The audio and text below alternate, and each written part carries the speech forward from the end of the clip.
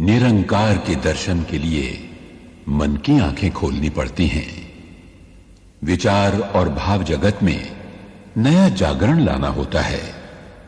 ये परिवर्तन सद्गुरु की कृपा से ही संभव है। मन की आंखें वो ही खोलता है। भगवान के खेल को पहचानने की शक्ति भी गुरु ही देता है। सद्गुरु के सत्संग से ऐसा लगने लगता है कि हम और निरंकार तो एक दूसरे के पड़ोसी हैं। फिर दोनों में दूरी क्यों रहे? जीवन के आर पार निरंकार ही निरंकार है। संसार में जो कुछ हो रहा है वो परमात्मा की मर्जी से हो रहा है। इसलिए सब कुछ सिर झुकाकर आनंद से स्वीकार कर लो और उस सद्गुरु को धन्यवाद दो जो हमें प्रार्थना तक पहुंचा देता है। प्रार्थना मानव को भीतर से निर्मल करती रहती है।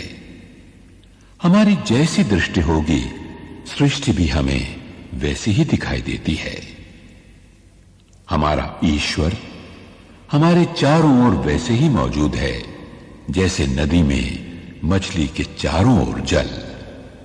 हमारे अज्ञान के कारण हमारी दशा वैसी ही है जैसे कोई मछली पानी में रहकर भी प्यासी हो।